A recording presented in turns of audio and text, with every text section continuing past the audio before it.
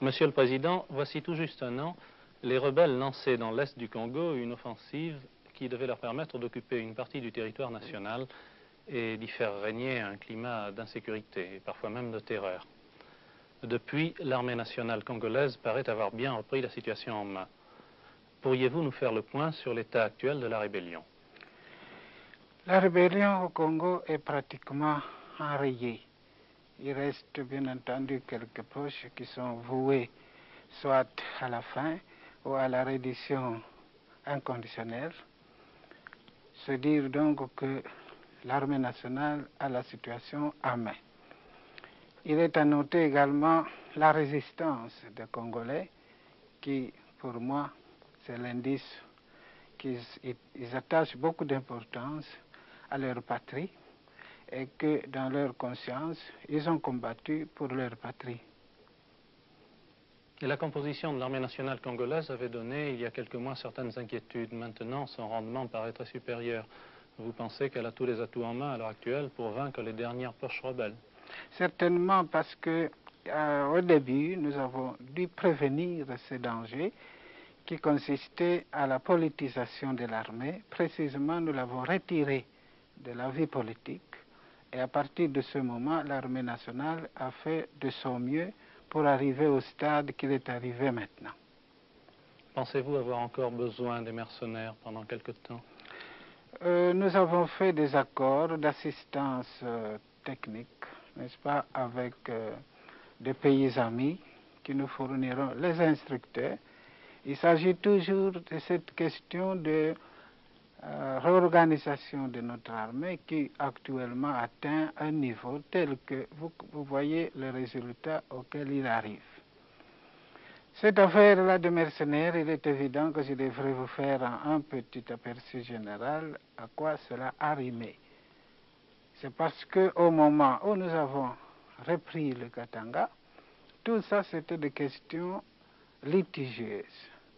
Nous avons dû prendre le dossier à main pour régler cette situation définitivement, mais il se peut qu'à ce moment-là, la rébellion avançait, n'est-ce pas, à pas de géant, précisément parce que nous avons arrêté les opérations pour favoriser la réconciliation nationale.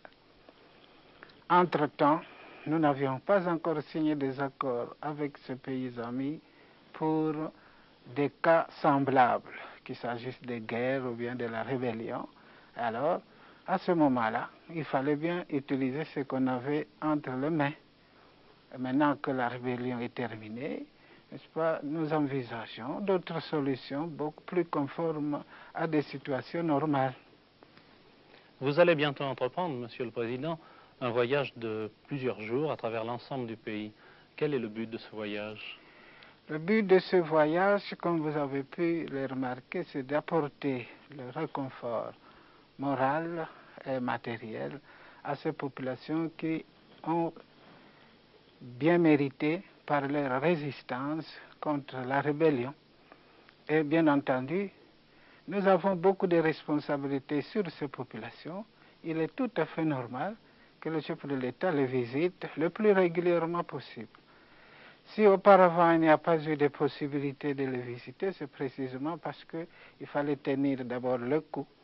D'un côté, quand on est sûr de l'autre, on peut alors se déplacer pour aller assurer l'autre côté.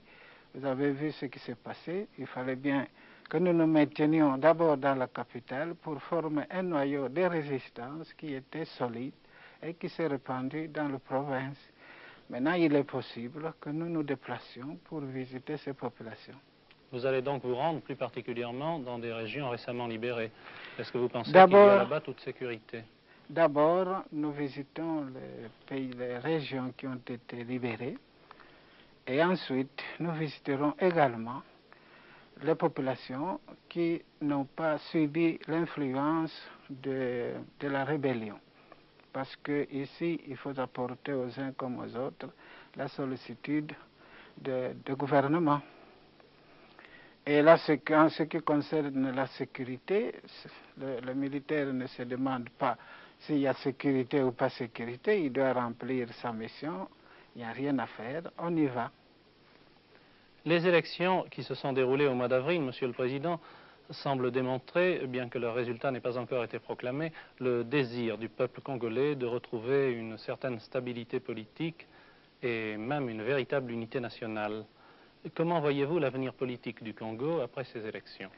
Après ces élections, c'est l'étape cruciale pour nous, pour passer du moment qu'on appelle le temps de croissance à la stabilité réelle.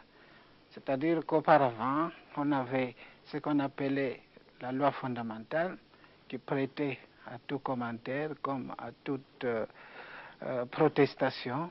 Maintenant, les Congolais ont fait leur constitution de leur façon et adaptée à leurs mœurs. Cette constitution a prévu justement ces étapes qui viennent de se dérouler normalement à partir de la promulgation plutôt de référendum, promulgation, maintenant les élections se passent, on va installer toutes les institutions nationales et pour nous c'est le commencement d'une stabilité beaucoup plus importante que ce que nous avons vécu jusqu'à maintenant. Il faut bien faire ce qu'on appelle des restrictions parce que des pays plus vieilles que nous ont connu encore l'une ou l'autre chose au cours de leur vie, mais ce qui compte, c'est la vie générale. Quand la vie générale peut offrir le maximum de garanties pour la sécurité de tout le monde, on peut considérer que ce pays a atteint la stabilité politique désirée. Que pensez-vous de l'action du président Tshombe depuis qu'il est Premier ministre, c'est-à-dire depuis bientôt un an? Nous avons formé ce qu'on appelle un gouvernement de transition, qui a assuré sa mission, qui était la relance économique, la pacification du pays et la préparation des élections. Ce programme va avoir touché sa fin et nous continuons parce que tout ce que nous sommes en train de faire maintenant, tout ça est prévu par la loi. Nous ne pouvons plus maintenant nous permettre de nous écarter des lignes qui ont été faites par la Constitution. Les prochaines élections présidentielles, qui doivent avoir lieu en principe dans quelques mois, comptez-vous vous représenter ou pensez-vous que le président Tshombe présentera lui aussi sa candidature? En ce qui me concerne, il est évident que je représenterai ma candidature. Pour la seconde partie de votre question, je ne sais pas répondre à la place d'un autre. Le Congo, Monsieur le Président, est un des États les plus riches d'Afrique en ressources naturelles. Pourriez-vous nous parler de la situation économique actuelle et de la position du gouvernement congolais en ce qui concerne les investissements étrangers et les garanties qui leur sont accordées? Ce qui est à faire remarquer d'abord, c'est que malgré l'agitation des rebelles, l'économie congolaise a tenu quand même debout. Il s'agit de remettre tout ce qui a été détruit par les rebelles en marche. Tout va continuer. J'ai constaté évidemment en province, comme à Léopoldville, cette bonne volonté de recommencer le travail, quoi qu'il en coûte, sans